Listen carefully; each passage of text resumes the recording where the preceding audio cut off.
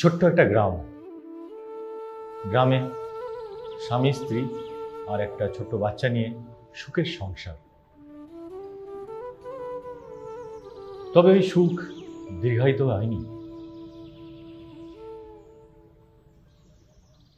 স্ত্রী স্বামীকে একদিন ধরে ফেলেছে তার কোনো পরকীয়া সম্পর্ক আছে,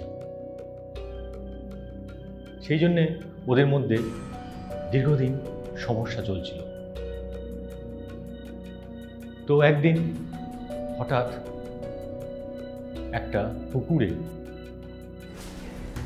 তার স্ত্রী এবং তার বাচ্চার লাশ পাওয়া যায়। গ্রামের মানুষরা দীর্ঘদিন ধরে তাদের কান্নার আওয়াজ শুনতে পায়। সেই কান্না মানে বলে বোঝানো যাবে না, মানে মনটাকে ছুঁয়ে যায়। তো গ্রামের অনেক মানুষই সেই কান্নার আওয়াজ শুনতে পায়। এই সময় কাটতে কাটতে এরকম অনেক আরও কম বয়সী যুবক তাদের দেহ পুকুর বা কোনো ডোবায় পাওয়া যায়।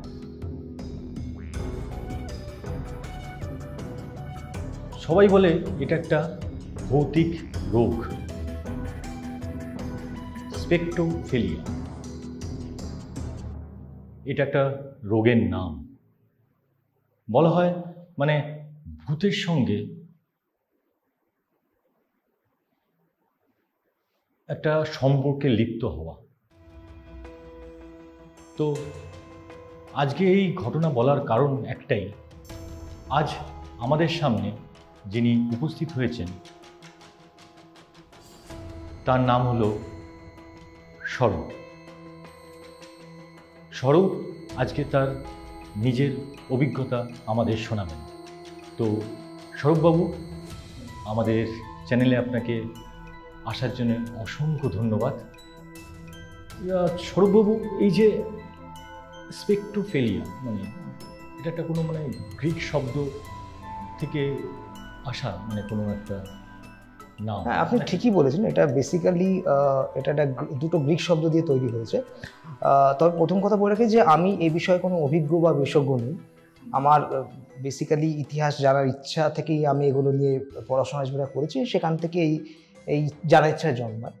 তো এই রোগটা বেসিক্যালি এর দুটো ব্যাখ্যা আছে। একটা হচ্ছে কিছু লোক মনে করেন যে এটা হচ্ছে একটা ভৌতিক ক্রিয়া, ভৌতিক ব্যাপার। মানে খুব যদি আমি খুব সোজা কথায় বলি যে একজন ভূতের সঙ্গে যৌন বাসনা কামনা পূর্ণ করা, তাকে বলা হচ্ছে স্পেকট্রোফিলিয়া। ওকে, মানুষের সাথে ভূতে? হ্যাঁ, ভূতে। মানুষের সাথে মানুষ না, মানুষ ভূতে। তো এটা একটা পরিসংখ্যান বলে যে পৃথিবীতে যত জনসংখ্যা আছে তার 57% মানুষ বিশ্বাস করে যে ভূত আছে। ভূত আছে? আছে, ভূতে তারা বিশ্বাস করে। এটা একটা অদ্ভুত একটা স্ট্যাটিস্টিক্স। ওকে, আর বাকি সমস্ত বিশ্বাস করে না। তবে এর একটা অন্য ব্যাখ্যাও আছে। মনোবিজ্ঞানের ব্যাখ্যা হচ্ছে এটা কোনো ভৌতিক ক্রিয়া নয়, এটা বেসিক্যালি এক ধরনের মানসিক রোগ। মানসিক রোগ। তবে এর একটা বেসিক্যালি একটা ইতিহাস রয়েছে, একটা দীর্ঘকাল ইতিহাস রয়েছে, এবং সেখান থেকে মানুষের ধারণা হয় যে বেসিক্যালি এটা একটা ভৌতিক ক্রিয়া। যেমন যদি আমরা প্রাচীন গ্রিক সভ্যতা, রোমান সভ্যতা বা হালের যে ইরাক, যাকে বলে এককালে আমরা মেসোপটেমিয়ান সভ্যতা দেখি, সেখানে এই রোগটার নাম লেখা ছিল না, এই রোগটার নাম তখনও বেরোয়নি। কিন্তু নানান তাদের যে উপাখ্যানগুলো রয়েছে দেখা যাচ্ছে যে বেসিক্যালি যে অনেক মানুষ নাকি ডেমনের সঙ্গে, ডেমন মানে এখানে ভূতের সঙ্গে যৌন ক্রিয়া করেছেন। এর কোনো অবশ্য যদি বলেন সেটা হিস্টোরিক্যাল ডকুমেন্ট আছে কি, না, নেই।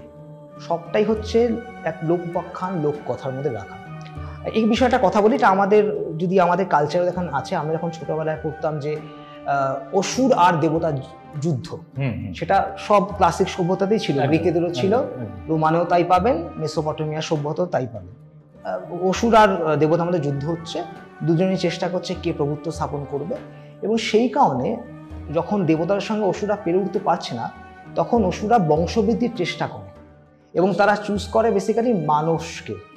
এবং তখন থেকে এই কনসেপ্টটা তৈরি হয়। আচ্ছা। বেসিক্যালি যদি আমি বেশি দিন যাওয়ার দরকার নেই, 1550 খ্রিস্টাব্দ নাগাদ মেসোপটেমিয়াতে, যদিও তখন এই রোগটার নাম কিন্তু এটা ভাবে বলা হতো না, তখন এটা হয়তো অন্য কোনো নাম ছিল, অনেক মানুষের মৃত্যুদণ্ড দেওয়া হয়েছিল এই শুধু এই স্পেকট্রোফিলিয়ার জন্য। ঠিক আছে, এটা কোনো মানে অর্থ তো নিশ্চয়ই আছে। হ্যাঁ, অর্থ বলতে যেটা সাধারণ মোটা মাথায়, দেখুন এটা একটা গ্রিক শব্দ, যেটার শব্দ হচ্ছে যে স্পেকুলা মানে হচ্ছে, বা স্পেকট্রো মানে বলা হচ্ছে মিরর বা আয়না, আর ফিলিয়া শব্দ গ্রিকে দাঁড়াচ্ছে লাভ বা ভালোবাসা। এবার মনোবিজ্ঞানের যে ব্যাখ্যাটা, যেটা আমি নানান জায়গা থেকে আমরা পড়েছি, সেটা ব্যাখ্যাটা হচ্ছে যে মানুষ যখন খুব একা হয়ে যায়, মানুষ যখন একা হয়ে জীবনযাপন করে, তার কোনো সুপ্ত বা লুপ্ত বাসনা সে পূর্ণ করতে পারে না, তখন ধীরে ধীরে ধীরে ধীরে তার মধ্যে অনেক রকম মানে কি বলে ব্যাকুলতার জন্ম হয়, এবং সেখান থেকে নাকি সে কল্পনা করে যে সে কারোর সাথে প্রেম ভালোবাসায় লিপ্ত হচ্ছে, এবং কারোর সাথে হয়তো সে যৌন বাসনা বা চাহিদা পূর্ণ করছে। এবার কেন এটা ভূত বলছে, তার কারণ হচ্ছে যে আমরা যাকে দেখতে পাই না, অদৃশ্য, অশরীরী বা ফ্যান্টম, তাকে আমরা ভূত বলি। সে ভালো কি খারাপ, কি সাদা কি কালো, সে ব্যাখ্যা অন্য ব্যাখ্যা, তারও একটা ব্যাখ্যা আছে, সেটা আমরা অন্য কোনো গল্পে আলোচনা করবো। কিন্তু এটা হচ্ছে মোটামুটি। তবে এই যে রোগটার বেসিক্যালি যে জন্ম বা উৎপত্তি যে কবে থেকে হচ্ছে, খুব প্রচার পাওয়া শুরু করলো 1960 এর সময় থেকে। আচ্ছা। এবং বিশেষত এর জন্য পিছনে দায়ী হচ্ছে মিডিয়া এবং হলিউড। 70s একটা রিপোর্ট হয়, যেখানে দেখা যাচ্ছে যে এক মা মেয়ে, তারা একা থাকতো একটা বাড়িতে, এবং মাটি দীর্ঘদিন ধরে বিভিন্ন অসুস্থতায় ভুগছিলেন। তিনি একা, হাজব্যান্ড ডিভোর্স হয়ে গেছিল, বাবা মারা গেছিল, এবং তিনি ছেলেকে নিয়ে থাকতেন, এবং একটা তার যে ছোট দোকান ছিল নিউ ইয়র্কের কোনো একটা আউটস্কার্টে। তিনি একদিন এক ডাক্তারের কাছে যান, তিনি গিয়ে বলেন যে তাকে রাত্রেবেলা প্রতিদিন যৌন হেনস্থার সম্মুখীন হতে হয়। তো যৌন হেনস্থার সম্মুখীন হতে হয়। তো ডাক্তার তাকে জিজ্ঞেস করে কে কারা করছে, তিনি বলেন না, এটা অশরীরী কেউ করছে। এরপরে অনেক কিছু হয়, ডাক্তারও নাকি আসেন, দেখেন, এবং পরে একটা থিওরি এস্টাবলিশ করার চেষ্টা করা হয় যে না, ওটা নাকি ভূতের সঙ্গেই যৌনক্রিয়া হচ্ছিল, ভূত জোর জবরদস্তি তাকে মানে বাধ্য করছিল। ঠিক আছে, 70 অব্দি চলে, এটা চলে, এবং তারপরে 82-তে একটা খুব বিখ্যাত ছবি রিলিজ হয়, যে ছবিটার নাম হচ্ছে দ্য এন্টিটি। খুবই হলিউডের বিখ্যাত ছবি, অনেকেই দেখেছেন, এবং খুব হিটও হয়েছিল। এবং তারপর থেকে অনেকগুলো ছবির পরে হলিউড করতে শুরু করে। গোস্ট বাস্টার একটা ছবি হয়, গোস্ট রিলিজ করে, আরও কয়েকটি বেশ ছবি বেরোয়, এবং তারপর থেকেই এই নিয়ে মানুষ আলোচনা করতে শুরু করে যে হোয়াট ইজ দিস, কি এটা ব্যাপারটা। এবং তারপরে আস্তে আস্তে আসে। এখানে একটা কথা বলে রাখি, 70-এর রিপোর্টে পরে একটা রিপোর্টে বেরিয়েছিল, ওই মহিলার যিনি সৎ বাবা ছিলেন, স্টেপ ফাদার, তিনি তার মেয়ের সঙ্গে জোর জবরদস্তি করতেন। যখন তার মেয়ের বয়স, যখন তার মার ডিভোর্স হয়, তারপরে ওই যে সেকেন্ড তার মানে যে স্টেপ ফাদার, তখন তো মেয়েটির বয়স 14-15 ছিল, এবং সেই স্টেপ ফাদার নাকি মেয়েটিকে বাধ্য করতো। এটা মেয়েটির মনে মানসিকভাবে ছিল। ডাক্তাররা পরে বলেন যে এই কারণেই তার এরকম একটা ভয় একটা, কিন্তু এটা অন্য ব্যাখ্যা, যেটা আবার যারা ভূতে বিশ্বাস করেন, যারা এসব অসুখ, তারা আবার অন্য ব্যাখ্যা দেন। তবে এই নিয়ে অনেক তর্ক বিতর্ক রয়েছে, যদিও এখনো এই বিষয়টা নিয়ে যদি বলেন যে ডকুমেন্টেশন কতটা কি হয়েছে, বা কোনো একদম যাকে বলে হচ্ছে ডকুমেন্টেড প্রমাণ নেই, যা আছে ব্যক্তিগত অভিজ্ঞতা। আচ্ছা আচ্ছা, মানে একটা সুন্দর অভিজ্ঞতা আপনার থেকে পেলাম। তো এরকম মানে আরও কিছু অভিজ্ঞতা মানে আপনি আমাদের শেয়ার করবেন, আমি সেটা চাই। তো আজ এখানেই শেষ করছি। আবার আরেকটা নতুন গল্প নিয়ে আপনাদের সামনে আমি অমিত হাজির হব দ্য পিপল চয়েস চ্যানেলে। আপনারা আপনাদের মতামত আমার এই চ্যানেলে জানাবেন, এবং আপনাদের কেমন লাগছে সেটাও জানাবেন, কারণ চ্যানেলটা আপনাদের জন্যই করা। আপনারা যদি কিছু না জানান, তাহলে আমরা ঠিক বুঝতে পারবো না আমাদের কোনো দোষ ত্রুটি হচ্ছে কিনা। দাদা, আপনাকে অসংখ্য ধন্যবাদ। আপনি আবার আমার এই চ্যানেলে আসবেন নিশ্চয়ই। আজ এখানেই শেষ করছি। শুভরাত্রি, গুড নাইট।